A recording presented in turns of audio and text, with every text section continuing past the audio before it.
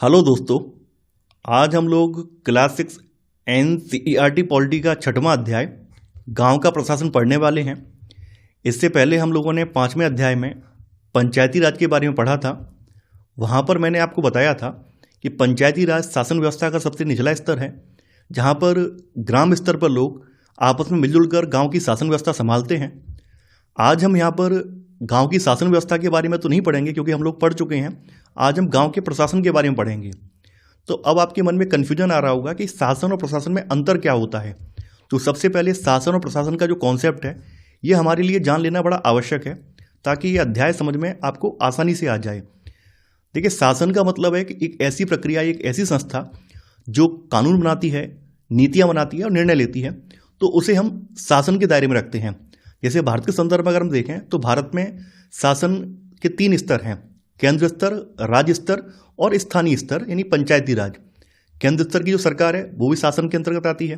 राज्य स्तरों पर राज्यों में जो सरकारें हैं, जैसे अपने यूपी की बात करें तो यूपी में बीजेपी भी चल रही है, तो बीजेपी क्या है, शासन व्यवस्था में है। केंद्र में क्या, केंद्र में भी बीजेपी है, तो केंद्र में बीजेपी जो है शासन व्यवस्था में है। जो निचला स्तर है आपका पंचायती राज है, उसमें ग्राम स्तर पर लोग आपस में मिलजुल कर वहाँ का शासन संभालते हैं। तो ये लोग क्या करते हैं, कानून बनाते हैं, नीतियाँ बनाते हैं, निर्णय लेते हैं। अब इनको ग्राउंड पे लागू करवाने का जो काम होता है वो होता है प्रशासन का। यानी जो भी शासन ने डिसीजन लिए हैं, जो कानून बनाए हैं, निर्णय लिए हैं, उनको एग्जीक्यूट कराने का काम होता है प्रशासन का। फॉर एग्जाम्पल, मान लीजिए सेंट्रल गवर्नमेंट ने एक स्कीम लेकर आई है कि सन 2030 तक हमें भारत के हर घर तक पानी पहुंचाना है। अब शासन ने डिसीजन ले लिया, केंद्र सरकार ने डिसीजन तो ले लिया है, स्कीम बना दी है, बजट आवंटित कर दिया है। अब घर घर तक पानी कौन पहुंचाएगा? घर घर तक पानी पहुंचाएगा प्रशासन। प्रशासन जो पाइपलाइन डलवाएगा, घर घर तक नल के कनेक्शन देगा, तो ऐसे करके वो स्कीम धरातल पर एग्जीक्यूट हो पाएगी। यानी कि शासन व्यवस्था ने जो भी कानून बनाए हैं, नीतियां बनाई, निर्णय लिए हैं, वो प्रशासन के बिना एग्जीक्यूट नहीं हो सकते हैं। प्रशासन का होना अत्यंत आवश्यक है। प्रशासन में कौन आता है? प्रशासन में आपके जो भी सरकारी कर्मचारी हैं, चाहे वो सिविल सर्वेंट्स हों, पुलिस के लोग हों, या फिर अध्यापक हों, जो भी सरकारी कर्मचारी है वो सब प्रशासन के अंतर्गत आते हैं। तो यहाँ पर शासन का अर्थ बताया भी गया है। राज्य में जनता के हित में कानून, नीतियाँ और निर्णय बनाने तथा दिशा तय करने की जो सर्वोच्च प्रक्रिया है, इसको शासन कहते हैं। और प्रशासन वह प्रक्रिया है जिसके द्वारा सरकार अपने कानूनों, नीतियों और योजनाओं को लागू करती है। जैसे आप लोग जानते हैं कि सिविल सर्वेंट्स में जो सबसे उच्च पद है वो जिलाधिकारी का होता है। यानी सबसे उच्च पद डीएम का माना जाता है। अगर हम जिला स्तर पर देखें तो सबसे ऊंचा पद डीएम का ही होता है। फिर डीएम के अधीनस्थ और कर्मचारी काम करते हैं, तो वो सब जो है जिला स्तर पर जो भी प्रशासन है, प्रशासन व्यवस्था में सहयोग देते हैं। अब हम भारत की बात करें तो भारत, जैसा कि आप लोग जानते हैं कि भारत एक कृषि प्रधान देश है। यानी आज भी हमारे यहाँ पर 50% से ज़्यादा आबादी जो है एग्रीकल्चर कार्यों में संलग्न है। इसी वजह से भारत एक कृषि प्रधान देश है। हमारे यहाँ पे तकरीबन 6 लाख से अधिक गांव हैं। 2011 का जो सेंसस है उसका डेटा यहाँ पर मैंने रखा है। 2011 के सेंसस के अकॉर्डिंग भारत में कुल लगभग 6,40,930 गांव थे, और करोड़ों लोग जो हैं खेती और ग्रामीण अर्थव्यवस्था पर आज भी निर्भर हैं। इसलिए गांव में बिजली, पानी, सड़क, भूमि रिकॉर्ड, विवाद निपटारा और कानून व्यवस्था जैसे जो कार्य हैं, इनके लिए एक संगठित प्रशासन की आवश्यकता होती है। यानी कहने का मतलब ये है कि हमारे यहाँ पर बहुसंख्यक आबादी आज भी गाँव में निवास कर रही है। हमारा भारत कृषि प्रधान देश है, तो ग्राम स्तर पर जो भी लोगों की आधारभूत समस्याएं हैं या फिर आधारभूत अवसंरचना का जो अभाव है, उसको पूरा करने के लिए, ग्राम स्तर के लोगों की जरूरतों को पूरा करने के लिए हमारे यहाँ पर एक संगठित प्रशासनिक ढांचा बनाया गया है, जो कि ग्राम स्तर पर लोगों की बिजली, पानी, सड़क, भूमि के रिकॉर्ड या फिर उनके बीच में जो विवाद हो रहे हैं उनको निपटाने के लिए, वहाँ पर लॉ एंड ऑर्डर मेंटेन रखने के लिए एक प्रशासनिक ढांचा हमारे यहाँ बनाया गया है। अब देखिए, हम लोग ये जान लेते हैं कि गांव स्तर पर सरकार के कौन कौन से प्रशासनिक कार्य होते हैं। यहाँ पर हमने मोटे मोटे तौर पर जो आप लोग अपने आम जीवन में देखते हैं कि गांव स्तर पर सरकार ये कार्य कर रही है, वो मैंने यहाँ पर रखे हैं। सबसे पहला कार्य तो यही है कि लोगों के बीच में आपसी भाईचारा बना रहे, कोई किसी से लड़े झगड़े ना। तो कानून व्यवस्था बनाए रखना, यानी कि लॉ एंड ऑर्डर मेंटेन करना, ये किसका काम होता है? पुलिस का काम होता है। राज्यों में पुलिस ये मेंटेन करती है, तो पुलिस या पुलिस की चौकी के माध्यम से ये मेंटेन किया जाता है। इसके अलावा जन्म मृत्यु का पंजीकरण रखना, ये भी प्रशासन का कार्य होता है। भूमि अभिलेखों का रखरखाव, यानी जो भी गांव में लोगों की जमीन है, खेत वगैरह हैं, उनके मकान वगैरह हैं, तो उनके बारे में रिकॉर्ड रखना, ये भी गवर्नमेंट का काम है। यानी कि ये प्रशासन के अंतर्गत आता है। प्रशासन के जो अधिकारी हैं, पटवारी या लेखपाल हैं, इनको रखते हैं। टैक्स की वसूली करना है, जैसे हाउस टैक्स है, जल का कर है, या फिर क्रीडा टैक्स वगैरह होता है, पार्क वगैरह का टैक्स लगता है, या फिर एग्रीकल्चर लैंड पे भी टैक्स लगता है, तो वो सब टैक्स वसूल करने का काम भी प्रशासन का होता है, प्रशासन के अधिकारी करते हैं। सरकारी योजनाओं का क्रियान्वयन, जैसे कि प्रधानमंत्री आवास योजना है, पेंशन की योजना है, मनरेगा स्कीम है, या फिर जो हर घर जल पहुंचाने वाली स्कीम है, इन सबको लागू करवाने का काम किसका है? प्रशासन का है। राशन वितरण की व्यवस्था है, गांव में जो पीडीएस सिस्टम है, जन वितरण प्रणाली है, तो उसको संचालित कौन कर रहा है? उसको भी प्रशासन संचालित कर रहा है, प्रशासन के अधिकारियों की देखरेख में हो रहा है। विकास के कार्य कराना, जैसे गांव में जो आधारभूत अवसंरचनाएं हैं, सड़क है, नाली है, या इलेक्ट्रिसिटी के लिए इलेक्ट्रिसिटी की पोल लगवाना, घर घर तक बिजली कनेक्शन पहुंचाना, ये सब काम प्रशासन का है। स्वच्छता और स्वास्थ्य सेवाएं भी इसमें आ जाती हैं। इसके अलावा जो शैक्षणिक गतिविधियां हैं, यानी विद्यालय स्थापित करवाना, ये सब चीजें भी जो है प्रशासन के अंतर्गत आती है। प्रशासन इन सब का जिम्मा लेता है, प्रशासन इन सब दायित्वों को पूरा करता है। अब देखिए, आपकी किताब में यहाँ पर 2 प्रमुख विभागों का जिक्र किया गया है, प्रशासन के 2 विभागों के बारे में बताया गया है। तो ग्राम स्तर पर कार्य करने वाले सरकार के 2 प्रमुख विभागों का जिक्र आपकी किताब में है, तो वही विभाग मैंने यहाँ समझाए हैं। सबसे पहला है पुलिस थाना। देखिए, जैसा कि आप लोग जानते हैं, सबसे जरूरी क्या है? सबसे जरूरी होता है नागरिकों के लिए कि लॉ एंड ऑर्डर मेंटेन रहे, लोगों के बीच में आपसी भाईचारा रहे, कोई किसी से झगड़ा ना करे, कोई कानून का उल्लंघन ना करे, सब लोग शांतिपूर्वक तरीके से रहें। तो इसके लिए जरूरी होता है कोई ऐसा व्यक्ति हो या कोई ऐसी संस्था हो जो लोगों पर नजर रखे। तो पुलिस का काम क्या होता है? पुलिस का काम होता है क्राइम को रोकना, क्राइम को कम करना और लोगों के बीच में एक सामंजस्य बिठाकर रखना। तो यहाँ पर क्या है? यहाँ पर सरकार ने राज्यों पर पुलिस की व्यवस्था छोड़ी है, यानी पुलिस जो है राज्य सरकारों के अधीन है। तो यहाँ पर क्या होता है कि हर पुलिस थाने का एक निर्धारित कार्यक्षेत्र होता है जो कि इसके नियंत्रण में रहता है। यानी कहने का मतलब ये है कि हर पुलिस थाने के नियंत्रण में कुछ गांव आते हैं, कुछ इलाके आते हैं, उसी में वो पुलिस जो है देखरेख करती है। उस क्षेत्र में होने वाली घटनाओं की एफआईआर का मतलब आप लोग जानते होंगे, फर्स्ट इन्फॉर्मेशन रिपोर्ट, यानी प्रथम सूचना रिपोर्ट इसको कहा जाता है। तो एफआईआर ये लोग दर्ज करते हैं। जैसे कोई घटना हो गई, चोरी की घटना हो गई, किसी का मर्डर हो गया, किसी के साथ झगड़ा हो गया, किसी ने उसका हाथ तोड़ दिया, तो इन सब की जो एफआईआर है, ये उस निर्धारित क्षेत्र में जो थाना आ रहा है उसमें एफआईआर दर्ज की जाती है। थाने का जो प्रभारी है, थाने का जो हेड या इंचार्ज होता है, वो आमतौर पर थानेदार होता है। थानेदार हिंदी में बोलते हैं और अंग्रेजी में इसको एसएचओ कहते हैं। एसएचओ की फुल फॉर्म है स्टेशन हाउस ऑफिसर। पुलिस की जो मुख्य जिम्मेदारियां हैं वो क्या क्या हैं बताई गई हैं।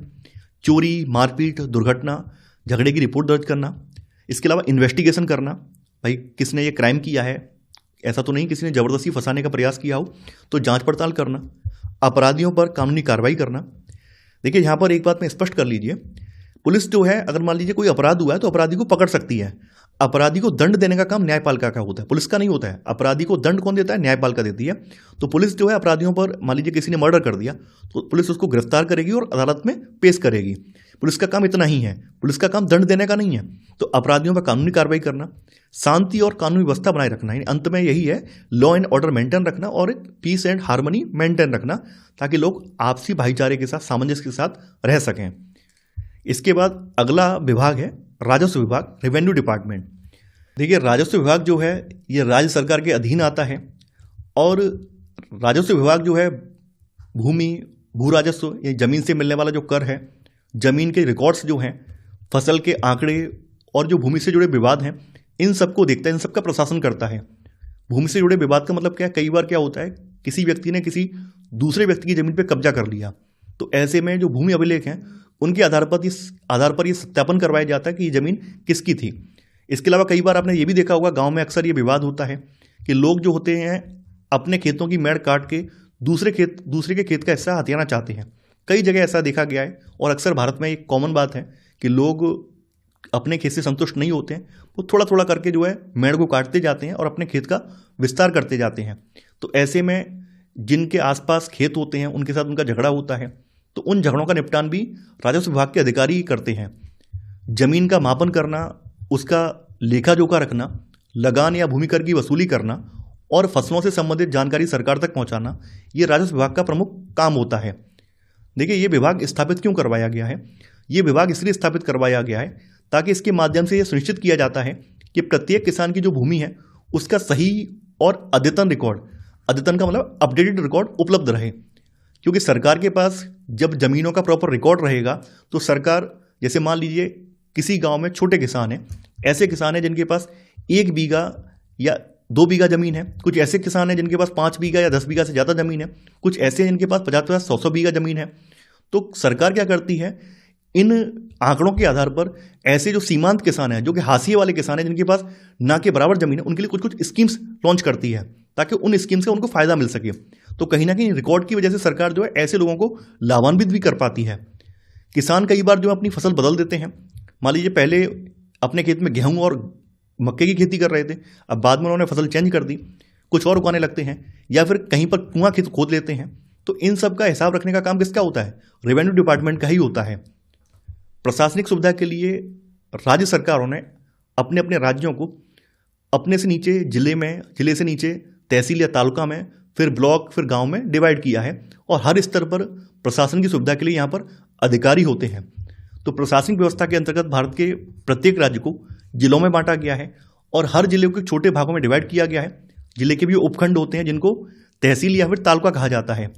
तो यहाँ पर राजस्व विभाग की जो प्रशासनिक संरचना है वो बताई गई है और उनके अधिकारी बताए गए कि कहाँ पर कौन से अधिकारी काम करते हैं।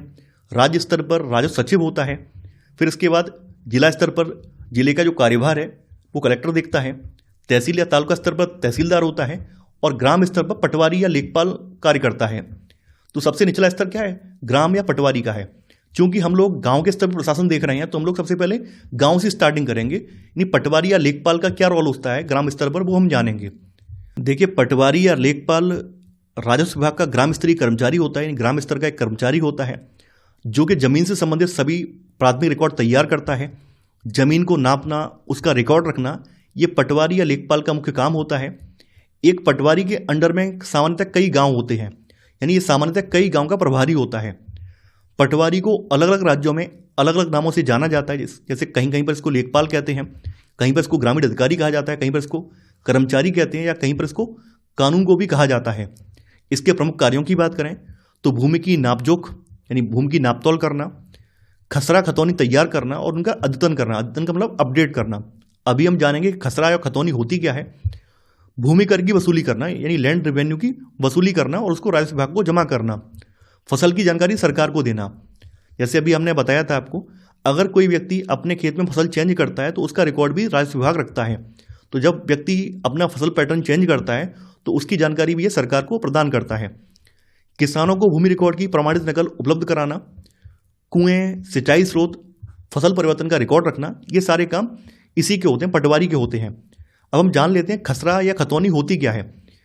देखिए, खसरा जो है ये पटवारी के द्वारा तैयार किया गया गांव की भूमि का एक अभिलेख होता है। अगर आसान शब्दों में कहें तो गांव की जमीन का जो भूमि रिकॉर्ड है या भूमि रजिस्टर है उसको स्थानीय भाषा में खसरा कहते हैं, जिसमें यह दर्ज रहता है कि कौन सा भूमिखंड किस व्यक्ति के नाम है। यानी इस भूमि अभिलेख में या खसरा में यह दर्ज होता है कि कौन सा भूमिखंड इस व्यक्ति के नाम है, उसका क्षेत्रफल कितना है और उसमें कौन सी फसल उगाई गई है। यहाँ पर ध्यान देने वाली बात ये, खसरा जो है ये भूमि आधारित अभिलेख है जो कि खेत और फसल का विवरण देता है। जबकि खतौनी क्या है? ये व्यक्ति आधारित अभिलेख है जो भूमि स्वामित्व को दर्शाता है कि ये भूमि किसके नाम है, किसके अंडर में भूमि है। खतौनी में दर्शाया जाता है। खतौनी से हमें किसी व्यक्ति की कितनी जमीन है वो पूरा आइडिया लग जाता है। पटवारी गांव में जमीन को नापने के लिए एक लोहे की जंजीर का उपयोग करते हैं जिसको जरीब कहते हैं। अब देखिए, हमने अभी यहाँ पे जाना था कि किसानों को भूमि रिकॉर्ड की जो प्रमाणित नकल है ये उपलब्ध कराता है। अब हम ये जानेंगे किसानों को जो भूमि रिकॉर्ड है क्यों चाहिए होते हैं, क्या जरूरत पड़ती है। देखिए, किसानों को जो है अपने खेत के नक्शे की और जमीन के जो रिकॉर्ड हैं, जमीन किसके नाम है, तो इनकी समय समय पर आवश्यकता पड़ती है। जैसे भूमि रिकॉर्ड में खेत का क्षेत्रफल आता है, मालिक का नाम आता है, भूमि की स्थिति क्या है और उपयोग का पूरा विवरण, ये सब चीज़ें आती हैं। किसान जो है एक पर्टिकुलर शुल्क राज्य सरकार तय करती है, उसे देकर रिकॉर्ड की नकल, प्रमाणित नकल प्राप्त कर सकता है और इसे पाना उसका कानूनी अधिकार भी है। यानी कोई व्यक्ति किसी भी किसान को जो भूमि स्वामित्व है या भूमि रिकॉर्ड है उसकी नकल प्राप्त करने से नहीं रोक सकता, क्योंकि इसका कानूनी अधिकार है। कई राज्यों ने क्या किया है, कई राज्यों ने जो भूमि रिकॉर्ड है उनको डिजिटल वे में कर दिया है, कंप्यूटरीकृत कर दिया। यानी अब आप लोग तहसील जाकर वहाँ पर एक पर्ची कटाकर, रसीद कटाकर कंप्यूटरीकृत उस पर एक स्टाम्प लग जाता है और आपको एक प्रमाणित इसकी नकल उपलब्ध हो जाती है। अब देखिए, भूमि रिकॉर्ड की हमें आवश्यकता किन किन परिस्थितियों में पड़ती है, कौन कौन सी सिचुएशन है जहाँ पर हमें प्रमाणित भूमि रिकॉर्ड की आवश्यकता पड़ती है।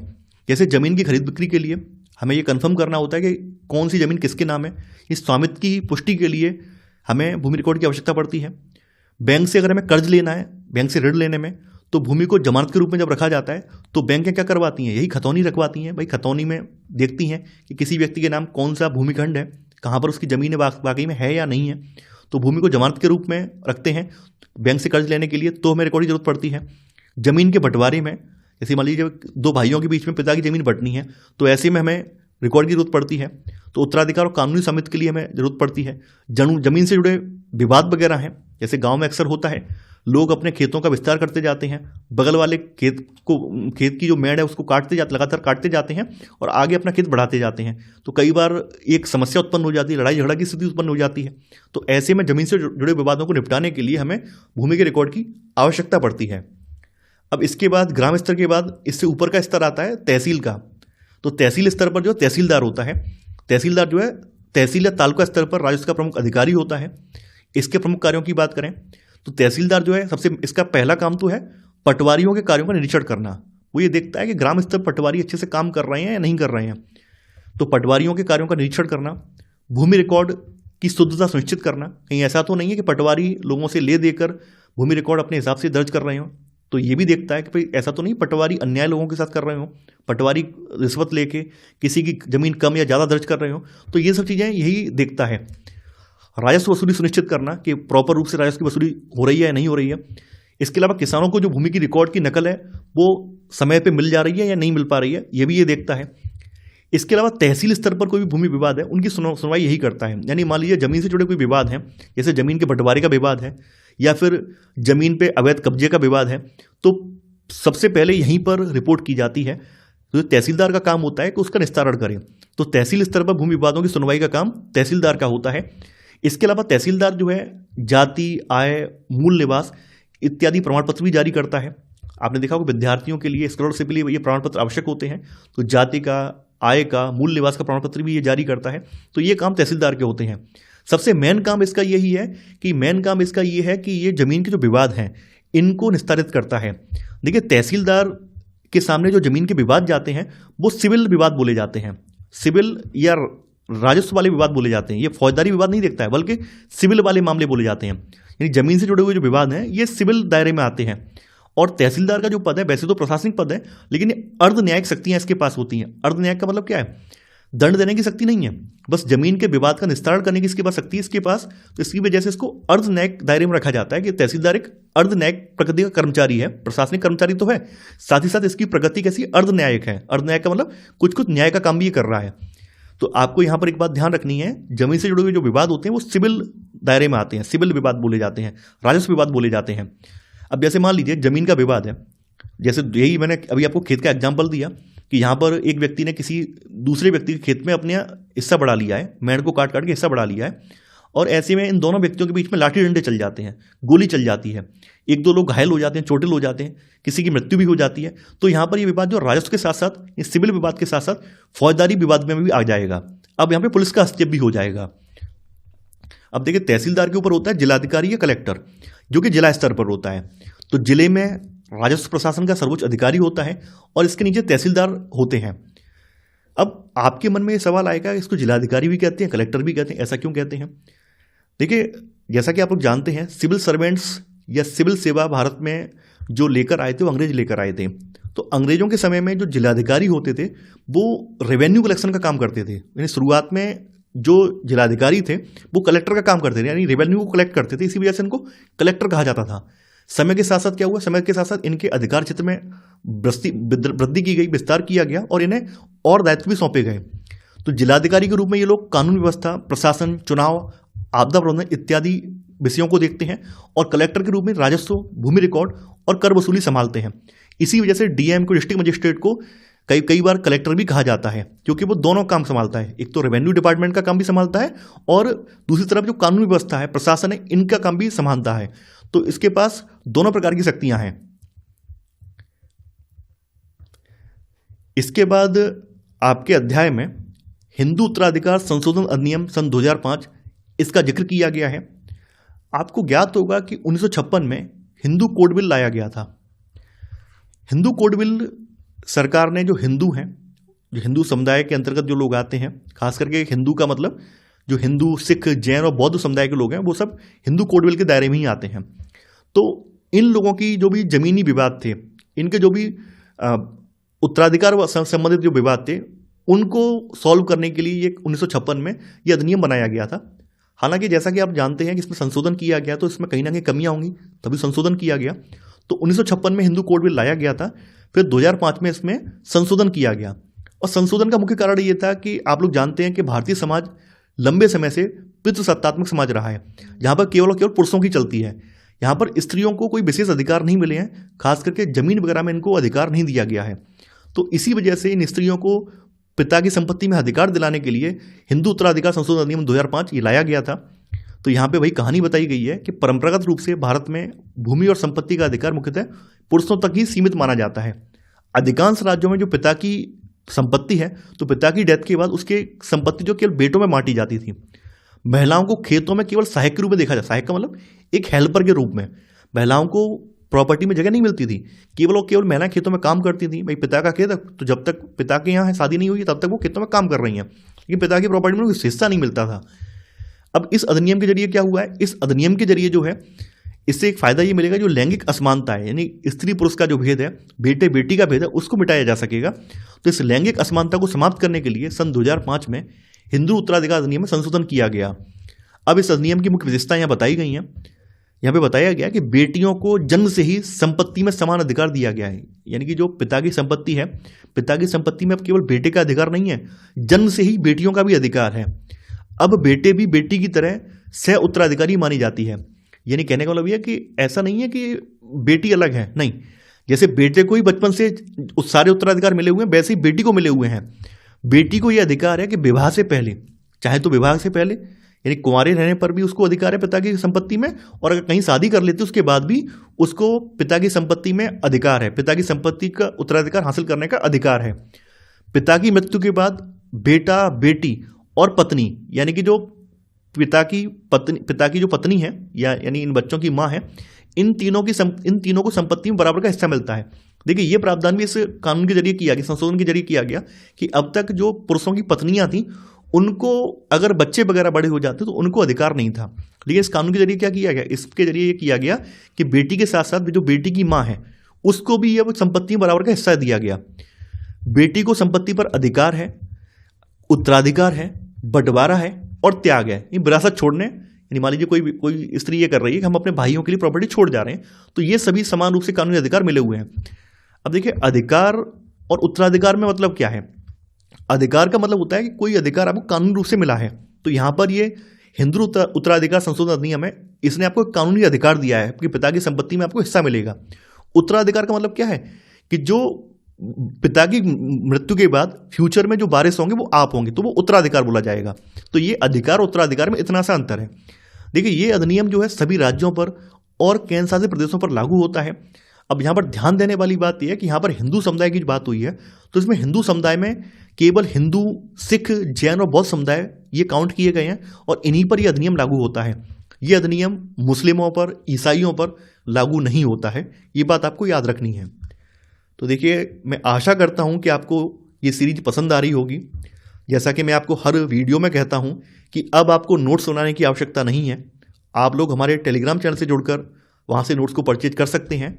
उन नोट्स में आपको ये प्रॉपर कंटेंट रहेगा, साथ ही साथ जो अभ्यास प्रश्न है उनकी सीरीज भी वहाँ पर देखने को मिलेगी। तो मैं आशा करता हूँ कि आपको ये सीरीज पसंद आ रही होगी। आप लोग इस वीडियो को लाइक और शेयर करना बिल्कुल नहीं भूलेंगे। तो आज के लिए उतना ही। Thanks for watching. जय हिंद।